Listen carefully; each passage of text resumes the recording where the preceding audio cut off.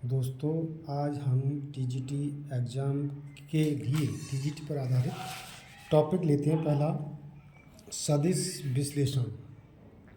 इसमें आपका क्रमिक युग्म, क्रमिक त्रिक के रूप में स्थिति सदिश, विस्थापन सदिश, मुक्त सदिश, इकाई सदिश, मात्रक, मापांक और दिक्कोज्जान बराबर सदिश, सदिशों का योग, बल, वेग, त्वरण का संयोजन, दो सदिशों के अंतर सापेक्ष वेग, दो सदिशों के अदिश व सदिशों का गुणन, कार्य की गणना, बलागुण, टॉर्क की गणना और इसका प्रयोग, सदिशों के त्रिगुण। तो इस पर आधारित हम आज क्वेश्चन लेंगे। तो सबसे पहले हम लेते हैं क्रमिक युग्म और क्रमिक त्रिक के रूप में स्थिति सदिश। इसके बाद विस्थापन सदिश, मुक्त सदिश। इस पर आधारित एक टॉपिक लेते हैं।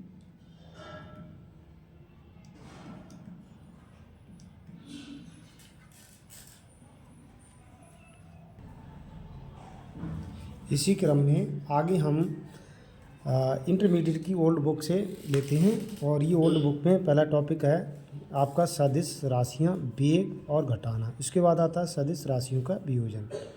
तो हम सदिश राशियों का योग और घटाना पहला टॉपिक लेते हैं और इसी टॉपिक को हम आगे इसी क्रम में आगे हमारा आदिश और सदिश राशियाँ, ये दो राशियाँ दो प्रकार की होती हैं, अदिश राशि और सदिश राशि। अदिश राशियाँ क्या होती हैं? वे राशियाँ जिनमें केवल परिमाण और परिमाण का ज्ञान होता है, अदिश राशियाँ कहलाती हैं। जैसे समय, घनत्व, क्षेत्रफल राशि।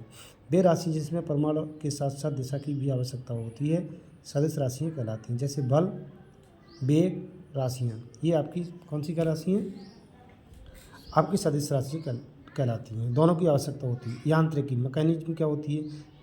प्राचीन समय में यांत्रिकी शब्द का प्रयोग यंत्र बनाने की कला से के लिए किया जाता है, किंतु आजकल यांत्रिकी की वह विज्ञान समझा जाता है जिसमें पिंड, आत्मा अथवा कणों की विराम अवस्था यानी संतुलन, उसकी गति का अध्ययन किया जाता है। यांत्रिकी दो शाखाएं होती हैं, स्थिति विज्ञान और गति विज्ञान। स्थिति विज्ञान क्या? विज्ञान की वह शाखा जिसमें कणों अथवा पिंड की संतुलन, इक्विलिब्रियम का अध्ययन किया जाता है, स्थिति विज्ञान या स्थैतिक कहलाती है। गति विज्ञान की वह शाखा जिसमें पिंडों की गति पर विचार किया जाता है, गति विज्ञान या गतिकी कहलाती है। इसी क्रम में आगे हमारा आता है सदिशों का योग और अंतर। सदिश, अदिश और सदिश राशियाँ। अदिश और सदिश राशियाँ। अदिश तथा वे राशियाँ जिसमें केवल परिमाण होता है, वे किसी निश्चित दिशा में से संबंधित नहीं होती, अदिश या स्केलर कहलाती हैं। इन्हें स्केलर भी कहते हैं। वे राशियाँ जिनमें परिमाण और दिशा दोनों होती हैं, वे सदिश यानी कि वेक्टर्स कहलाती हैं। इसे स्केलर कहते हैं, इसे हम वेक्टर्स कहते हैं। द्रव्यमान, लंबाई, आयतन, घनत्व, ताप, कार्य इत्यादि आदि अदिश राशियाँ के उदाहरण बल, वेग, त्वरण, विस्थापन, संवेग इत्यादि सदिशों के उदाहरण हैं। वेग, बल, त्वरण आदि में वह भी दिया होता है कि यह किस दिशा में है, मतलब डायरेक्शन भी पता होता है। इसका निरूपण कैसे करते हैं? सदिश के परिमाण और दिशा दोनों होते हैं। इसके सुविधापूर्वक एक दिष्ट सीधी रेखा से निरूपित किया जाता है। दिष्ट रेखा क्या होती है? ये तीर द्वारा दिखा देते हैं। डायरेक्टेड लाइन सेगमेंट, माना ओ कोई स्वच्छ बिंदु और पी कोई अन्य बिंदु, रिज रेखा ओपी में परिमाण और दिशा दोनों होते हैं। ओपी दिष्ट रेखा है, अतः दिष्ट रेखा ओपी एक सदिश राशि के रूप में कर सकते हैं। ओपी से प्रदर्शित करते हैं। ओपी पर उसके वेक्टर द्वारा प्रदर्शित किया जाता है। सदिशों का संकेतन।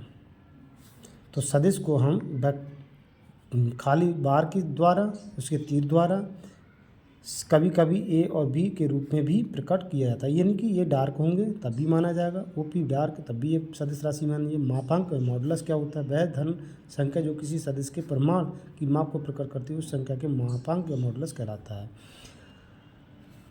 ए बी सी सदिशों के मापांक ए बी सी हैं। ए के मापांक के लिए मॉड ए और मॉड ए भी लिखा जाता है। जैसे मॉड ए बराबर ए, ओपी मॉड बराबर ओपी, इस टाइप से हम लिखते हैं। सदिशों के विभिन्न प्रकार, वेरी इंपॉर्टेंट आपका है सदिशों के विभिन्न प्रकार में यूनिट वेक्टर क्या है?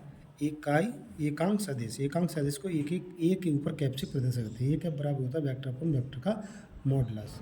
शून्य सदिश जिसका मॉडुलस शून्य होता है, जिस सदिश का मापांक शून्य होता है उसे शून्य सदिश कहते हैं। समान सदिश यदि सदिशों के परिमाण बराबर हों और भी समांतर हों तो संपाती और अभिदिशा एक ही ओर हो तो उन्हें हम क्या कहते हैं,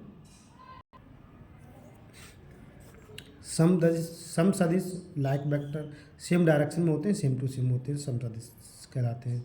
ऋण सदिश डायरेक्शन अपोजिट होती है तो ये बी ए और ये सी डी अपोजिट डायरेक्शन में होते हैं, ऋण सदिश कहलाते हैं। अर्थात ए बी बराबर माइनस बी ए, डी सी बराबर माइनस सी डी।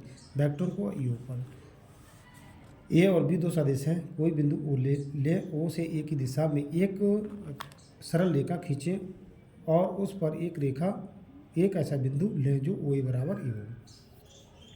तो वेक्टर सी बराबर इसका परिणामी वेक्टर सी बराबर vector A vector O A plus A B बराबर ओ बी बराबर ओ ए प्लस ए बी इसे प्रदर्शित करते हैं।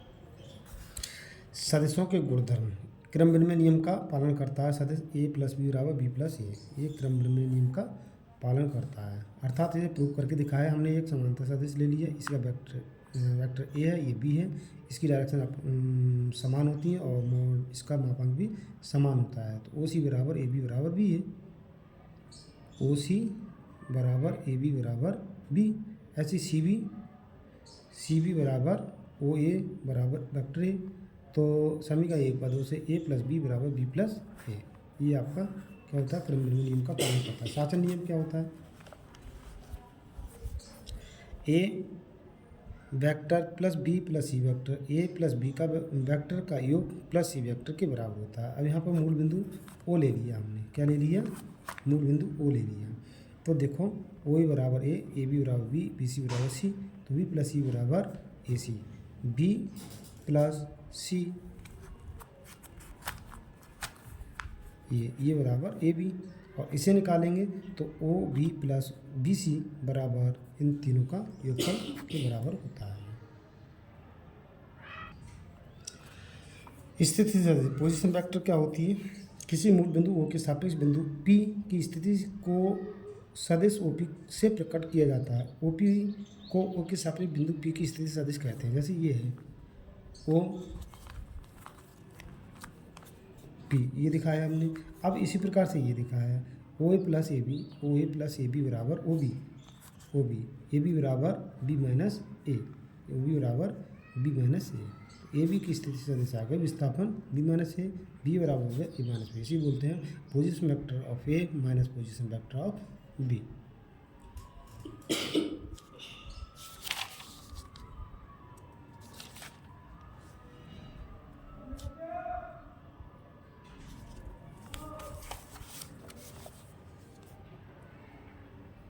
पॉज कर दें।